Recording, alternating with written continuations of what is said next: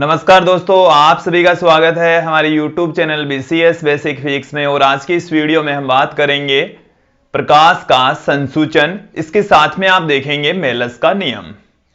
देखिए, प्रकाश के संसूचन का अर्थ यह है कि प्रकाश अध्रुवित प्रकाश है या ध्रुवित प्रकाश है, अर्थात प्रकाश ध्रुवित या अध्रुवित, इसका पता लगाने को ही हम कहते हैं प्रकाश का संसूचन करना। प्रकाश का संसूचन करने के लिए हम दो समांतर पोलेराइड लेंगे। जो पोलेराइड आंख के नजदीक होता है उसको हम विश्लेषक कहेंगे, और जिस पर अध्रुवित प्रकाश आपतित होता है उसको हम ध्रुवक कहेंगे। देखिए किस तरीके से उसकी व्यवस्था होगी वो हम आप लोगों के सामने रखते हैं कि हम लेंगे दो पोलेराइड। ये हमारे पास में एक पोलेराइड है और इसके जो प्रकाशिक अक्ष हैं उनको हम इस तरीके से दिखा सकते हैं, ये एक दूसरे के समांतर हैं और ये हमारे पास में एक पोलेराइड है। ये हम एक दूसरा पोलेराइड दिखा रहे हैं। ये जो दूसरा पोलेराइड है इसमें भी ये हमने दिखाए हैं प्रकाशिक अक्ष। ये क्या है? प्रकाशिक अक्ष हैं। देखिए, एक पोलेराइड के ऊपर हम अध्रुवित प्रकाश का आपतन करवाएंगे। जिस पर अध्रुवित प्रकाश आपतित होता है उसे हम ध्रुवक कहते हैं। उसे क्या कहा जाएगा? ध्रुवक। और जिसके ऊपर प्रकाश जो आंख के नजदीक होता है उस पोलेराइड को हम विश्लेषक कहेंगे। ये भी एक पोलेराइड है, ये भी एक पोलेराइड है। यहां पर ध्रुवक के ऊपर हम आपतित करवा रहे हैं अध्रुवित प्रकाश। ये हमारे पास में है अध्रुवित प्रकाश, और ये जो अध्रुवित प्रकाश है इसका हम आपतन करवाएंगे ध्रुवक पर। देखिए, अध्रुवित प्रकाश को हम इस तरीके से दिखा सकते हैं। यह है आपतित अध्रुवित अध्रुवित प्रकाश। ये आपतित अध्रुवित प्रकाश है, ये ध्रुवक है और ये है विश्लेषक। और यहां से जो प्रकाश निकलता है वो यदि जो पोलेराइड है उसके द्वारा यदि पूर्ण रूप से यदि प्रकाश का ध्रुवण होता है तो इस प्रकार से प्रकाश सदिश हमें प्राप्त होंगे, मिलेंगे। आप यहां पर देखेंगे कि यहां पर इसके पश्चात यहां पर जो प्रकाश इसमें से भी बाहर निकलेगा, यहां पर हम अपनी आंख की सहायता से उसे देखेंगे। ये हमारी आंख यहां पर लगी हुई है, ये हमारी यहां पर आंख है दोस्तों। क्या है? आंख। ये यहां पर लगी हुई है। यहां पर क्या लगी है दोस्तों? आंख लगी हुई है। यहां से हम इसको देख रहे हैं। तो आंख के नजदीक वाला पोलेराइड विश्लेषक, और जिस पर प्रकाश का आपतन होगा उसको हम ध्रुवक कहेंगे। तो प्रकाश का संसूचन करने के लिए दो समांतर पोलेराइड को हम यहां पर लेंगे, और यहां पर जो ध्रुवक है वो जिस पर तो प्रकाश का आपतन करवाया जाएगा, आंख के नजदीक वाले को हम विश्लेषक कहेंगे। जो ध्रुवक होता है वो स्थिर रहेगा, ध्रुवक स्थिर रहेगा और विश्लेषक को घुमाया जाता है। ये पोलेराइड दोनों इस तरीके से हैं, एक दूसरे के समांतर हैं। इसको स्थिर रखा जाता है और इसको इस तरीके से घुमाया जाता है ताकि इसकी प्रकाश सदिश जो प्रकाशिक अक्ष है इसके रेस्पेक्ट अपनी स्थिति को बदलती रहे। जब ध्रुवक को स्थिर रखकर विश्लेषक को 360 डिग्री के एंगल पर घुमाया जाता है तो क्या होगा वो हम यहां पर देखेंगे कि यहां पर प्रकाश का संसूचन करने के लिए, प्रकाश का संसूचन करने के लिए क्या करेंगे? संसूचन करने के लिए ध्रुवक को स्थिर रखकर, ध्रुवक को क्या करेंगे? स्थिर रखेंगे। स्थिर रखकर विश्लेषक को 360 डिग्री पर घुमाया जाता है। ध्रुवक को स्थिर रखकर विश्लेषक को 360 डिग्री तक घुमाया जाता है, घुमाया जाता है। तो विश्लेषक से निर्गत प्रकाश, विश्लेषक से निर्गत प्रकाश, विश्लेषक से निर्गत प्रकाश की तीव्रता, विश्लेषक से निर्गत प्रकाश की तीव्रता यदि, अब देखो इसमें हम कंडीशंस लेकर चल रहे हैं, 3 कंडीशन लेंगे कि यहां से जो प्रकाश इस पर आपतित हुआ, फिर यहां पर आया, फिर अब यहां से निकलता है। अब इसको हम 360 डिग्री तक घुमा रहे हैं। यदि उसके विश्लेषक से निर्गत प्रकाश की तीव्रता अपरिवर्तित रहती है, जैसा प्रकाश यहां से निकलता है पूरा 360 डिग्री तक घुमा दिया, तीव्रता यदि अपरिवर्तित रहती है, तो विश्लेषक मतलब ध्रुवक से जो निर्गत प्रकाश होता है वो अध्रुवित प्रकाश होता है। तो देखिए विश्लेषक से निर्गत प्रकाश की तीव्रता यदि अपरिवर्तित रहे, अपरिवर्तित रहे, तो ध्रुवक से अध्रुवित प्रकाश निकलेगा, ध्रुवक से अध्रुवित प्रकाश निकलेगा, उसका ध्रुवण नहीं हुआ इसका मतलब। दूसरी कंडीशन है कि यदि जो प्रकाश की तीव्रता है यदि 2 बार अधिकतम, देखो ये यहां से सेंटेंस चल रहा है फिर उसके बाद में यहां से है, तो निर्गत प्रकाश की तीव्रता यदि 2 बार अधिकतम, 2 बार क्या हो जाए अधिकतम, 2 बार अधिकतम वह 2 बार न्यूनतम, 2 बार तो अधिकतम हो रही है, 2 बार न्यूनतम हो, तो ध्रुवक से निकलने वाला प्रकाश, तो ध्रुवक से प्राप्त प्रकाश, ध्रुवक से प्राप्त प्रकाश आंशिक ध्रुवित होगा, प्राप्त प्रकाश आंशिक रूप से ध्रुवित होगा, पूर्णतः ध्रुवित प्रकाश नहीं होगा, आंशिक ध्रुवित प्रकाश होगा।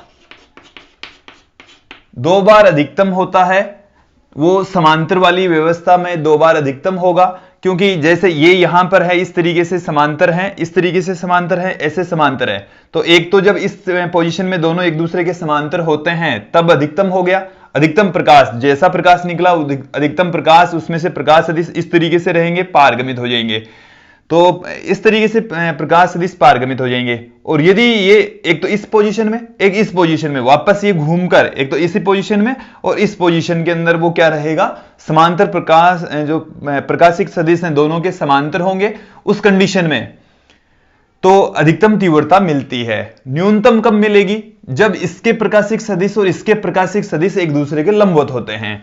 इसके प्रकाशिक सदिश तो ऐसे हैं और इसके प्रकाशिक सदिश इस तरीके से हैं, और ये वाली पोजीशन भी 360 डिग्री घुमाएंगे तो 2 बार आएगी, एक तो इस पोजीशन में, एक घुमाकर हम इस पोजीशन में ले आए, तब 2 बार ये सिचुएशन प्राप्त होती है।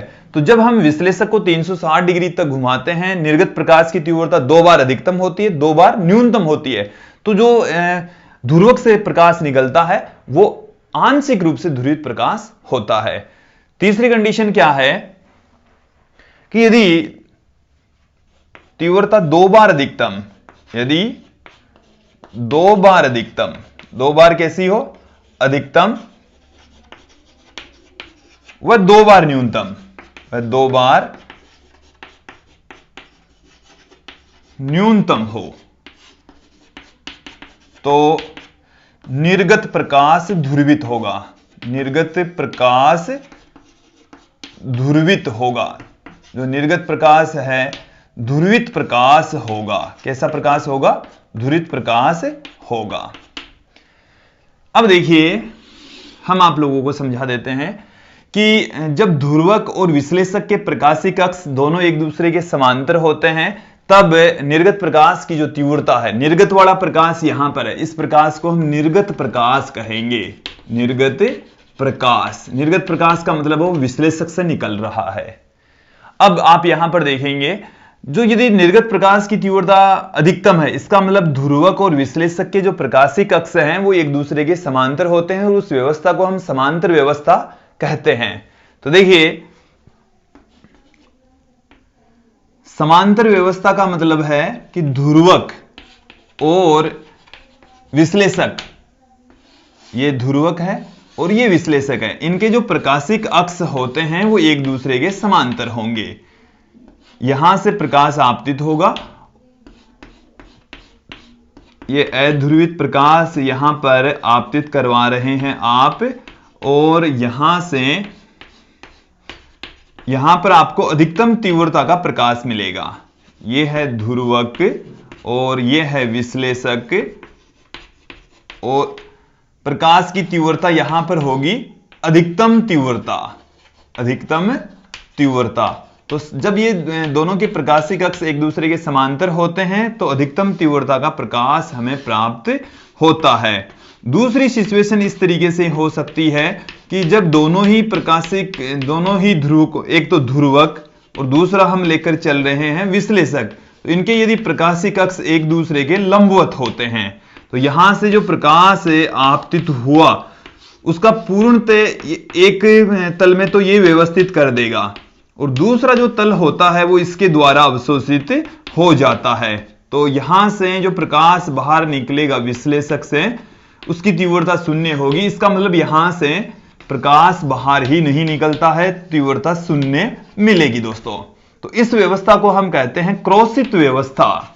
क्या कहा जाता है? क्रोशित व्यवस्था कहा जाता है। तो ये थी समांतर व्यवस्था, जब दोनों की प्रकाशिक अक्षों के मध्य का जो कोण है वो 0 डिग्री होता है। अब जब दोनों ही प्रकाशिक अक्षों के बीच का कोण 90 डिग्री होता है तो उसको हम कहते हैं क्रोशित व्यवस्था। ध्रुवक और विश्लेषक के प्रकाशिक अक्षों के मध्य के कोण पर निर्गत प्रकाश की तीव्रता डिपेंड करती है। इसको हम समझाएंगे मेलस के नियम से। किसके द्वारा समझाएंगे दोस्तों? मेलस के नियम से। दोस्तों अब हम देखेंगे मेलस का नियम। जो मेलस का नियम है वो विश्लेषक से निर्गत प्रकाश की तीव्रता को बताता है, और यह कहता है कि विश्लेषक से निर्गत प्रकाश की तीव्रता ध्रुवक और विश्लेषक की प्रकाशिक अक्षों के मध्य के कोण की कोज्या के वर्ग के समानुपाती होती है। एक बार इस नियम को मैं पुट कर देता हूं। इस नियम के अनुसार, यह नियम है क्या? इस नियम के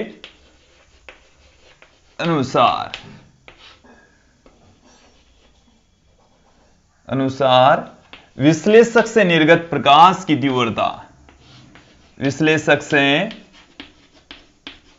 निर्गत प्रकाश की तीव्रता, विश्लेषक से निर्गत प्रकाश की तीव्रता, विश्लेषक से निर्गत प्रकाश की तीव्रता ध्रुवक व विश्लेषक, ध्रुवक व विश्लेषक की प्रकाशिक